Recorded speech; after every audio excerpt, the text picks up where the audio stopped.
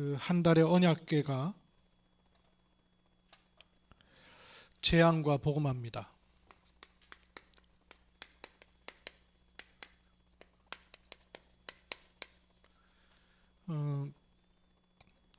화요집회 메시지에서 나오고 한 달 동안 계속 여기에 관한 말씀이 나오는 중에 오늘 목회대학원이 있었는데 RU가 있었는데 RU의 메시지도 이 부분을 더 깊이 있게 말씀을 하시더군요.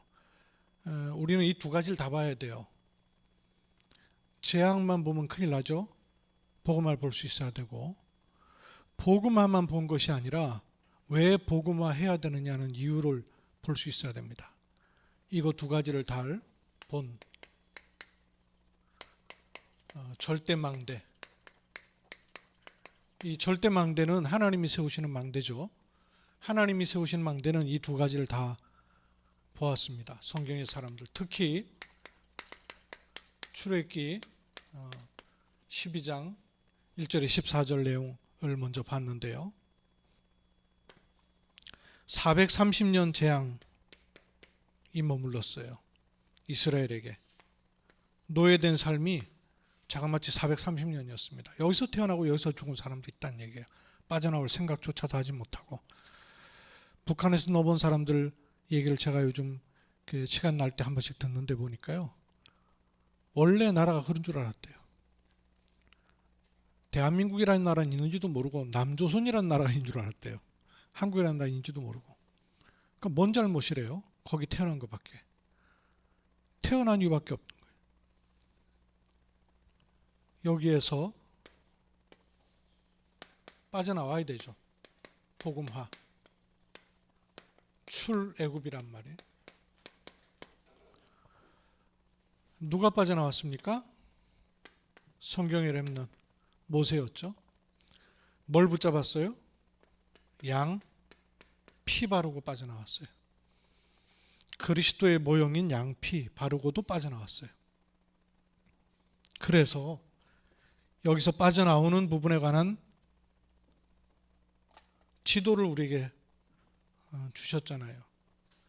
지난주에도 말씀을 드렸습니다마는 사단이 아예 망대를 세워놓고 있고, 이 망대가 시간이 지나면 지날수록 사단의 요새를 만들어 놓고 있고, 이게 아예 사단의 왕국을 형성해 놓고 있는 상태에서 나고 먹고 자라고 이러고 있단 말이에요.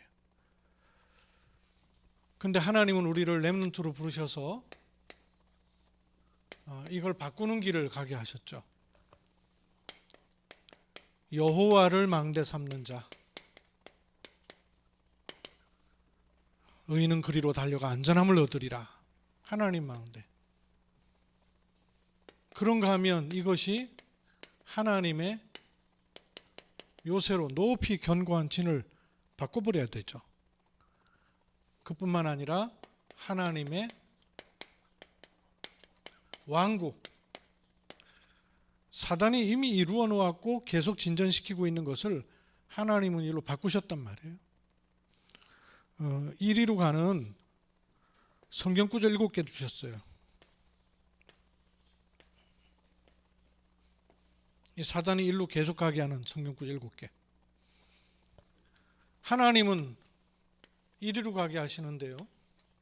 이것도 성경 구절 7개.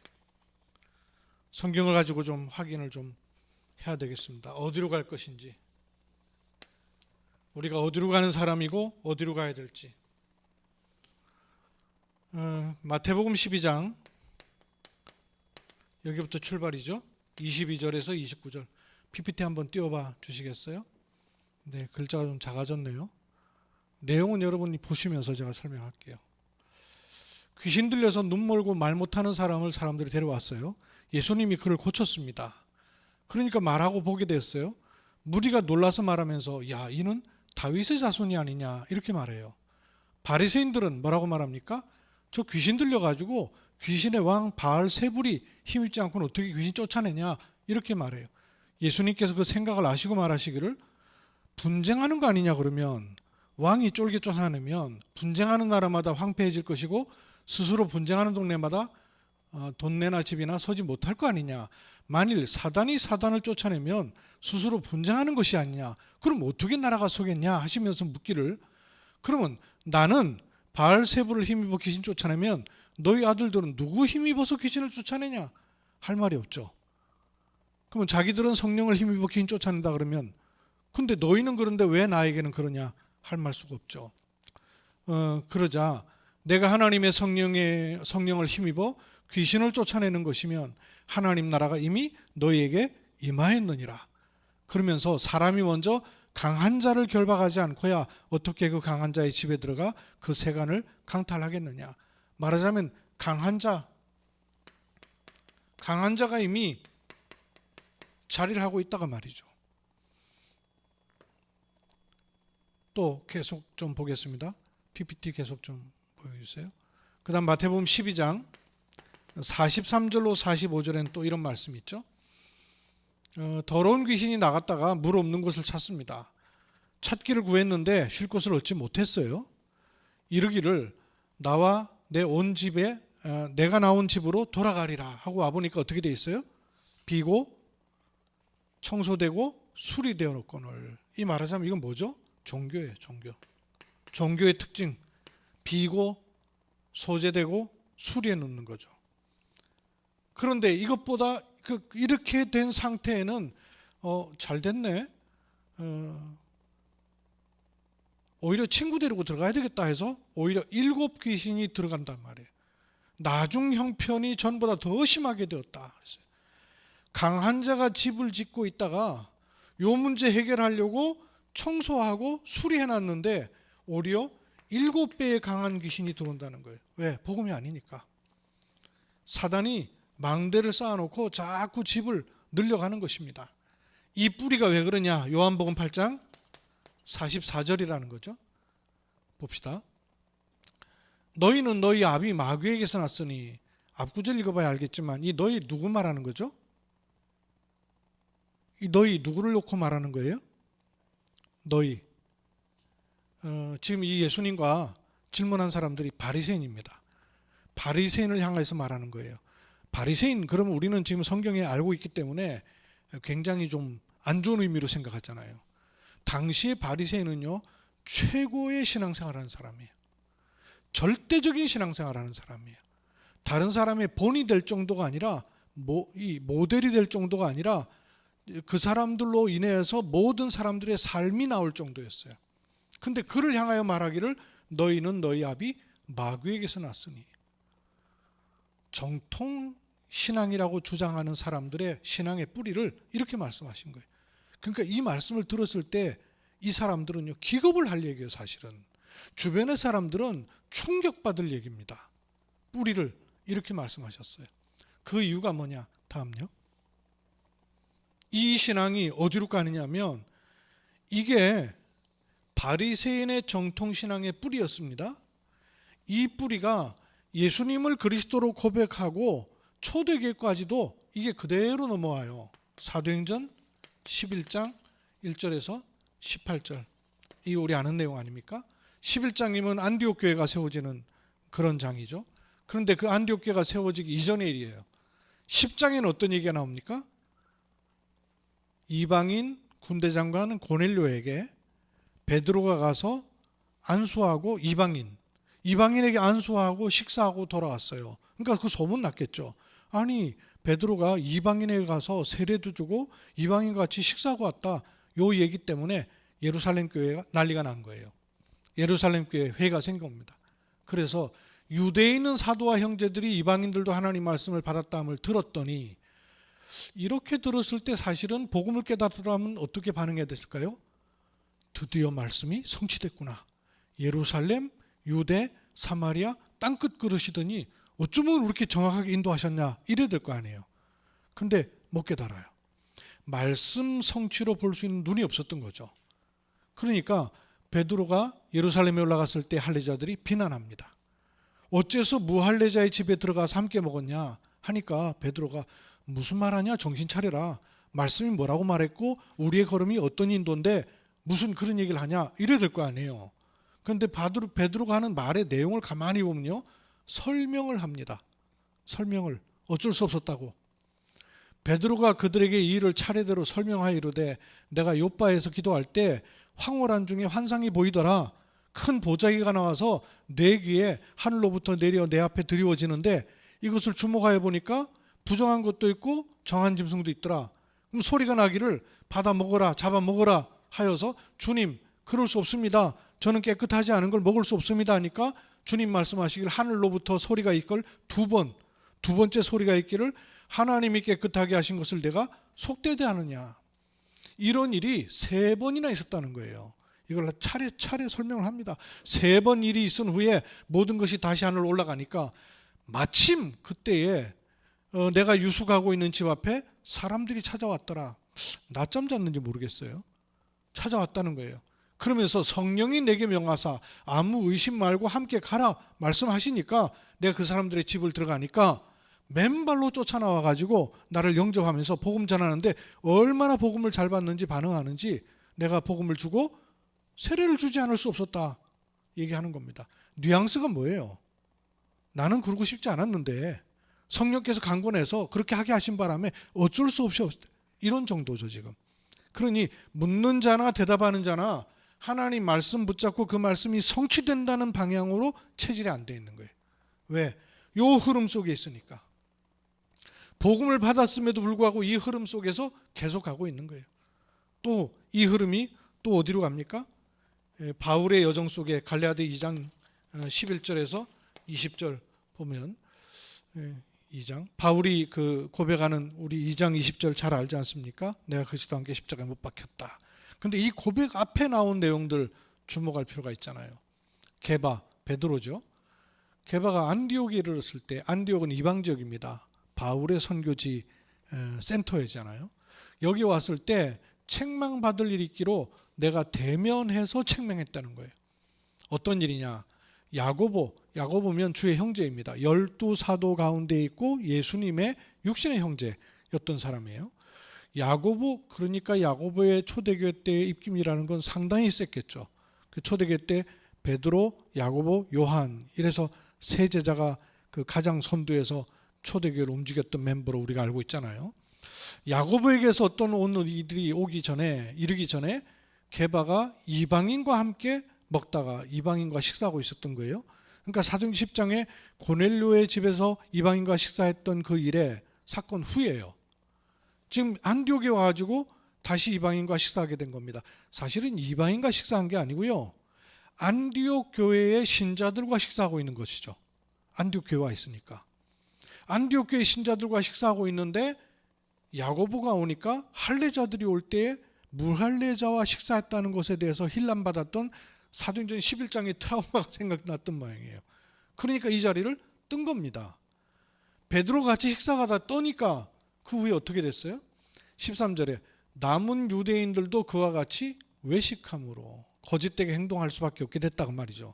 그러니까 심지어는 바나바도 그들의 외식에 유혹되어서 시사자를 떠난 거예요. 그러기에 바울이 그 부분을 대놓고 얘기한 거예요. 나는 그들이 복음의 진리를 따라 바르게 행하지 아니함을 보고 복음의 진리를 따라 바르게 행하지 아니함을 보고 이겁니다. 복음의 진리를 따라 바르게 행한다는 것은 우리 윤리도덕 의식이 많이 돼 있죠. 그 말 하는 게 아니잖아요. 말씀을 붙잡고 말씀의 인도를 받는 삶이 체질로 들어와 있질 않은 거예요. 지식으로는 아는데. 왜? 이 망대가 여전히 가고 있기 때문에. 사실 불신자 얘기가 아니잖아요. 그래서 유대인답게 유대인으로서 당신이 이방인을 따르고 유대인답게 살지 아니하면서 어찌 억지로 이방인을 유대인답게 살게 하냐. 우리는 본래 유대인요 이방 죄인이 아니로되 사람이 의롭게 되는 것은 율법의 행위로 되는 것이 아니지 않느냐.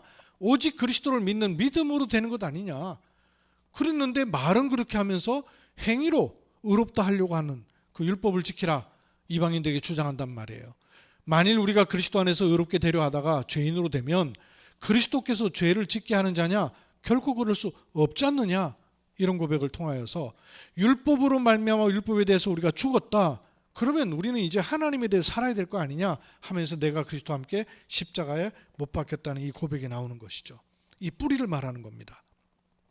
이 뿌리가 고린도 후서 10장 4절로 5절에 다음 PPT 주세요. 네, 우리의 싸울 무기는 육신에 관한 것이 아닌데 이 견고한 진이 따르게 와 있는 거죠. 어떻게? 하나님을 아는 것을 대적하여서 높아져 있어요. 모든 생각을 사로잡아 그리스도께 복종시켜야 될 만큼 그 생각이 이 망대로 인해서 연결을 받는 거예요. 이 뿌리가 요한복음 16장 11절 세상 임금, 고린도 후서 4장 4절 세상 신, 이 7가지. 이게 불신자에게 한 것처럼 보이지만요, 신자에게 한 얘기입니다. 그 뿌리가 불신자 체질로 있던 거 굳어져 있는 거예요. 그럼 이걸 바꾸는 하나님 망대를 쌓는 길도 말씀하셨어요. 요한복음 14장 16절이죠. 같이 한번 읽읍시다. 시작.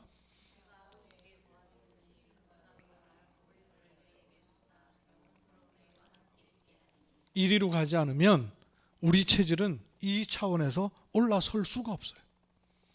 보혜사 성령을 보낼 뿐만 아니라 14장 26절 다음요. 이 보혜사는 우리에게 모든 걸 가르치시고 너에게 말한 모든 것을 생각나게 하시리라. 언제 생각나게 하실까요? 언제 생각나게 하실까요? 이리로 가려고 마음 먹을 때죠. 여전히 여기 머물러 있을 때 이쪽으로 하지 않죠. 이리로 가려고 방향을 잡을 때 생각나게 하시고 인도하시는 것입니다. 16장 13절에. 그래서 이 진리의 성령이 오시면 우리를 진리 가운데로 인도하신다는 거예요. 인도하셔서 스스로 말하지 않고 오직 들은 것을 말했던 그 그리스도의 일로 말미암아 우리에게 장래일까지도 말씀하신다는 거예요. 우리가 가야 될 길은 요 길입니다. 이 길로 가는 사도행전 1장 8절 그 성령을 말하는 거예요. 보혜사 성령이시고 영원토록 함께 하시면서 생각나게 하신 성령, 진리 가운데를 인도하시는 그 성령이 오순절 마가다락방에 충만하게 임하실 것을 약속하셨고 지금 우리에게 이리로 가는 스케줄을 주신 겁니다. 하나님 망대 요새 이정표로 왕국으로. 바울은 그래서 사도행전 13장에도 16장에도 19장에도 항상 이거부터 했어요. 13장 1절로 4절에도 주를 섬겨 금식할 때 성령이 이르되 내가 불러 시키는 일을 위하여 바나바와 사울을 따로 세우라 하시니 라는 음성을 들을 수 있는 신앙생활 돼야 되죠. 원래는 이렇게 음성이 들어가야 돼요.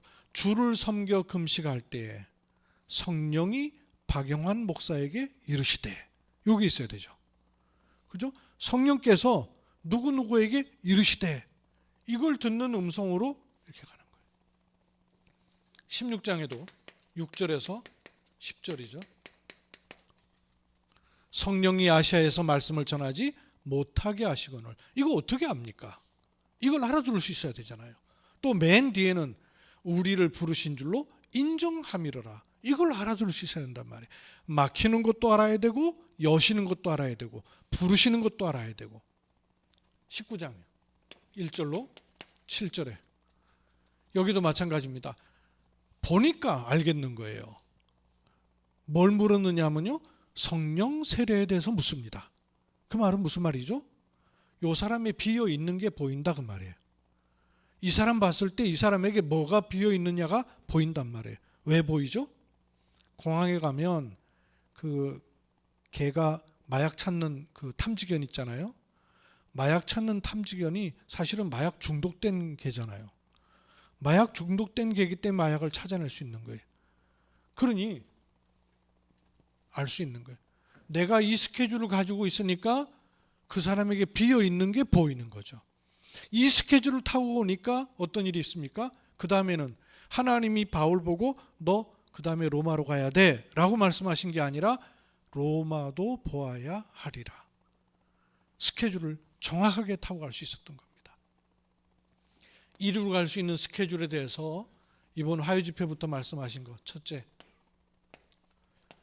주님을 고백했던 예수가 그리스도이심을 고백했던 가이사라 빌립보에 유대 기독교의 재앙,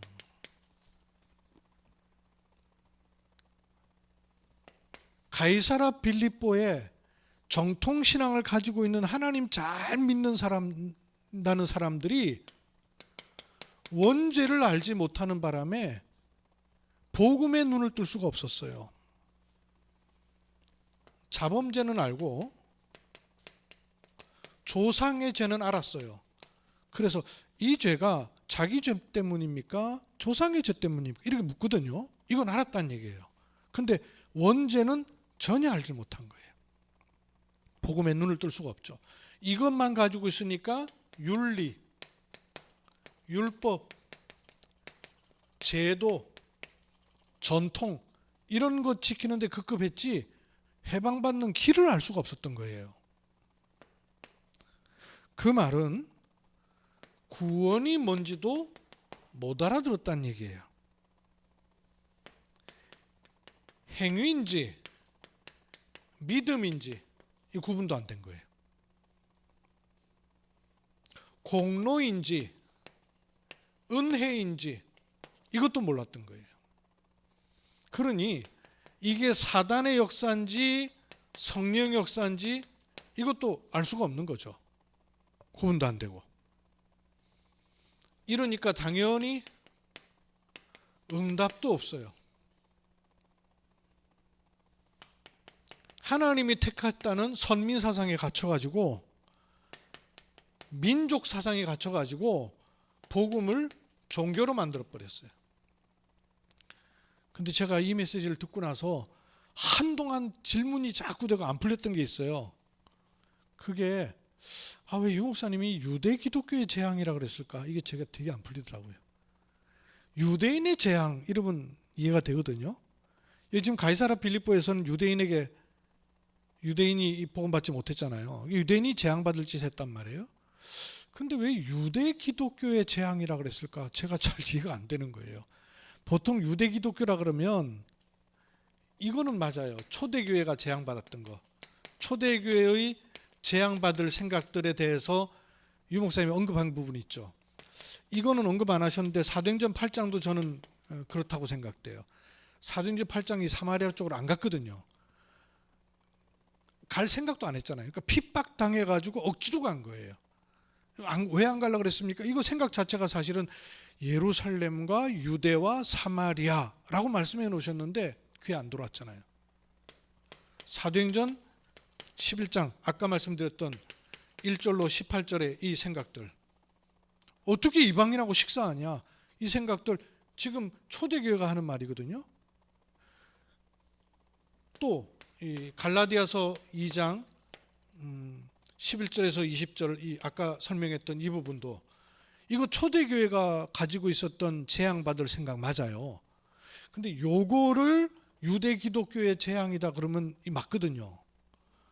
근데 가이사라 빌립보의 것을 유대 기독교의 재앙이라 그러면 이해가 안 되는 거예요, 제가. 여러분은 잘 이해되세요? 가이사라 빌립보와 유대 기독교의 재앙.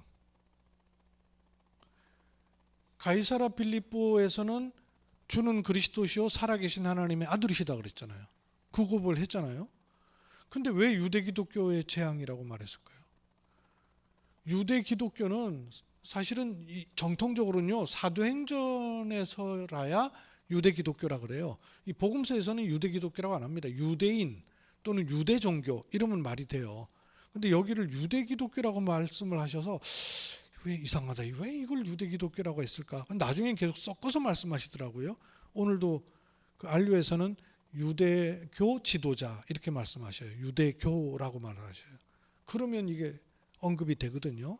근데 이 부분을 유대 기독교의 재앙 이렇게 얘기하셔서 제가 안 풀려가지고 고민 계속 의미가 있을 텐데 유 목사님 이렇게 언급하실 때는 일반 교회에서는 이 부분하고는 이렇게 얘기하면요 일반 교회에서 다 들고 일어나요. 사실 조금 문제시될 만한 내용이에요. 근데 의미가 있어요. 제가 한참 묵상하다가 확인된 게 있습니다. 뭐냐 하면 마태복음 16장 16절 고백이 하잖아요. 주는 그리스도시요, 그러고 이렇게 사실 올라간 거죠. 이렇게 고백하고 마가다락방, 감람원과 마가다락방에까지 못 온 제자들이 있어요. 그리스도 고백해놓고도. 그리스도를 가이사랴 빌립보에서 고백을 했잖아요. 베드로가 고백했지만 베드로만 고백한 것은 아니잖아요. 그 후에 제자들의 그런 고백이 일어났기 때문에 12제자가 그 고백으로 나온 것이죠.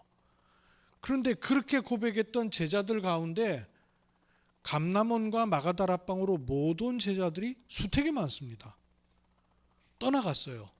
요한복음 6장 아시죠? 살리는 것은 영이니 육은 무익하니라. 그 메시지가 누구한테 나오는 거냐면 제자들이 떠나고 난 다음에 나오는 얘기예요.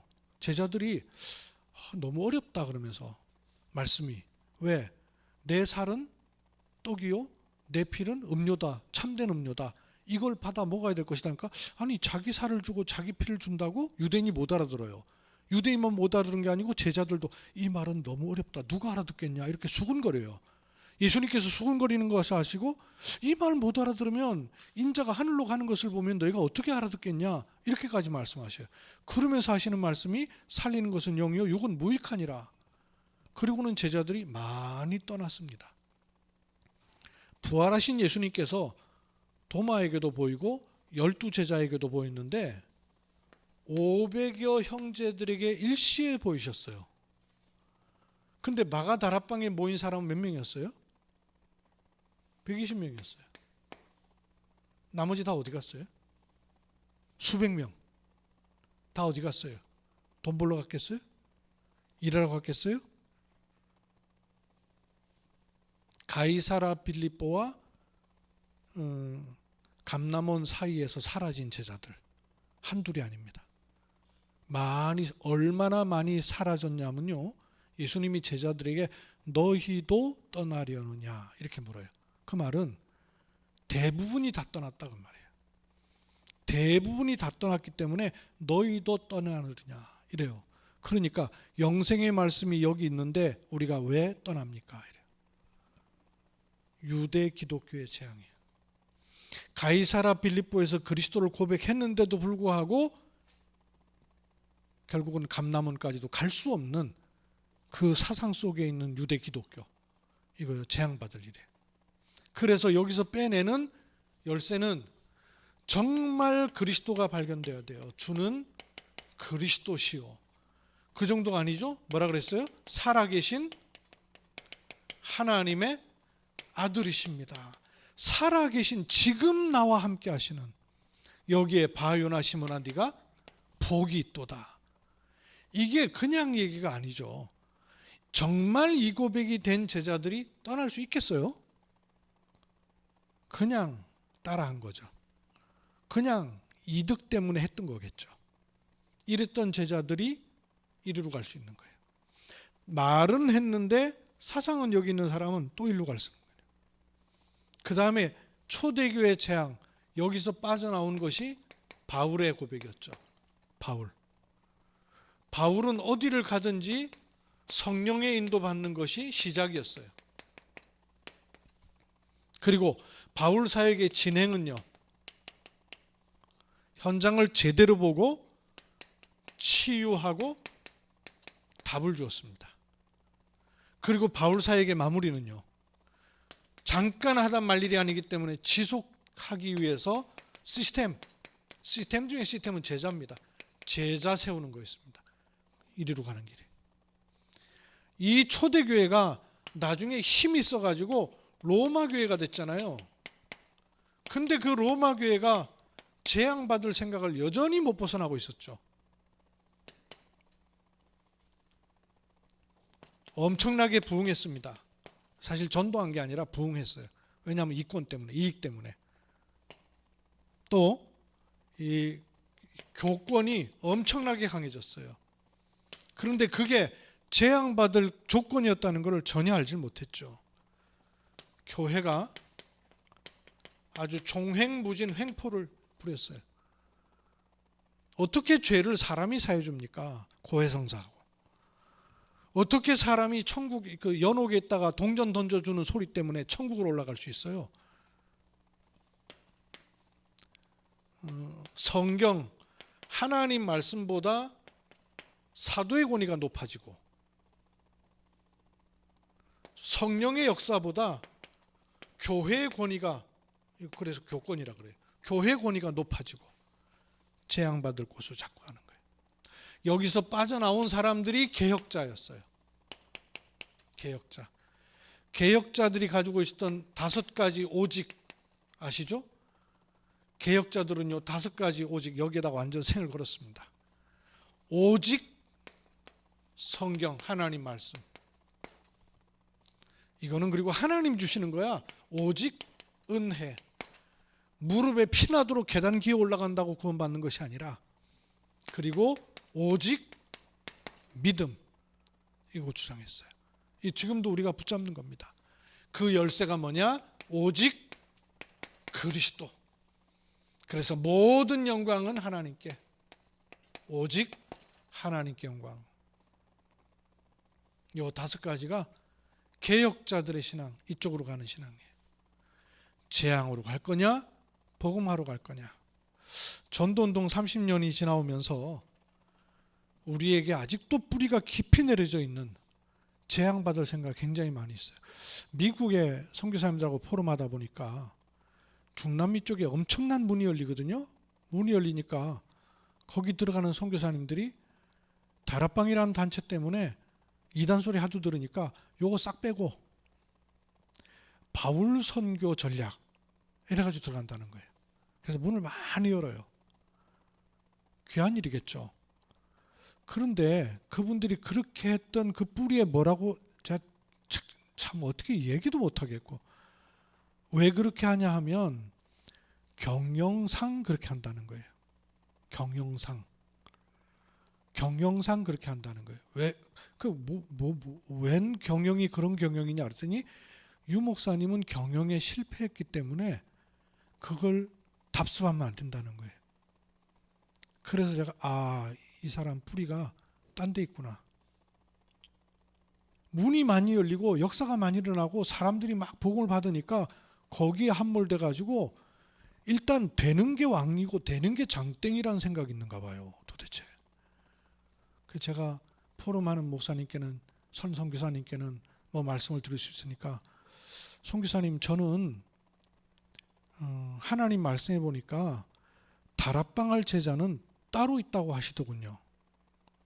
그걸로 시작해야 되지 않겠습니까? 다락방 한다는 것 때문에 못한다는 사람은 시작도 하지 않는 게 좋습니다. 그렇잖아요? 우리 전도단체의 정체성을 빼앗기면서까지 뭐 일부러 소문내면서 돌아다니면서 말하라 그런 얘기 아니에요. 그러다 보니까 복음은 얘기하는데 성경적 전도, 다락방, 팀사역, 미션 이런 단어 하나도 못 쓴다는 거예요. 경영이라는 말이 무슨 말이냐면요, 성경 찾아보시면요, 경영이라는 말이 전략과 지략이라는 말이에요. 진략이 머리라 쓴단 말이 아니고요, 성경적 전도라는 말이 지략이란 말입니다. 전략이란 말입니다. 잠언서의 말씀 보면 지략이 있어야 마음이 합해진다는 거예요. 그거는 머리 쓴다는 말이 아니고요, 성경적 전도라야 한 마음으로 갈 수 있어요. 성경적 전도라야 세계 복음화가 가능해져요. 다락방이란 단체가 아니고요, 하나님이 지도를 주셨는데 그 지도를 내팽개치두고, 단어는 물론 다른 걸 써도 상관은 없어요. 그러나 그걸 다른 걸 써서라도 해야 된다는 그 마음에 있는 뿌리는, 그 뿌리는 이게 복음으로 말미암은 뿌리가 아닙니다. 우리 생각과 마음에 있는 저 깊은 뿌리들, 아직도 여전히 그 다락방 하고는 있으나 다락방 안 하고 있는 교회 굉장히 많습니다. 그래서 지금 막 바람이 불어서 다락방 못하고 떠나가는 분들, 저는 더 떠나가야 된다는 생각이 들어요. 뭐 이렇게 쉽게 얘기하면 안 되는 일인데 불구하고 저는 자꾸 그런 마음이 드네요. 거품이 우리한테 너무 많고, 이 망대 요새 왕국 만들어 놓은 게 너무 많고, 지금 이런 메시지가 나오는 이유가 괜히 나오지 않는다고 생각됩니다. 점검해야 됩니다. 우리 생각과 마음의 저 깊은 곳에 있는 뿌리는 어디에다 두고 이 전도운동 속에 있는지. 하나님께서 한빛 RUTC를 허락하셔서 우리에게 이 복음 안에 원내에서 알 수 있는 귀중한 곳을 주셨는데 우리의 생각과 마음이 정말로 갱신되지 않으면 그것만큼 참 이렇게 안타까운 일이 어디 있겠습니까? 경주 지역을 놓고 하나님 주신 이 RUTC 안에 우리가 복음 붙잡고 성령인도 받는 이런 축복을 지속하는 은혜가 있기를 주의 이름으로 축복합니다. 재앙을 본 복음화의 절대망대로 하나님이 RUTC를 세우셨습니다. 그런 RUTC 안에 하나님이 보실 때에 합당한 자로 사용되어 지금까지 인도받고 있습니다. 하나님 우리 가운데 섞인 다른 것이 있지 않도록 원색이라야 후대를 제대로 키울 수 있습니다. 원색이라야 끝까지 갈 수 있습니다. 원색이라야 하나님께서 기뻐하시는 열매 많은 것이 아니라 하나님 기뻐하시는 참된 제자를 세울 수 있는 줄로 믿습니다. 참된 후대, 참된 렘넌트, 참된 제자를 세우는 일에 저희가 쓰임받는 은혜 입게 하옵소서. 주 예수 그리스도의 이름으로 기도하옵나이다. 아멘.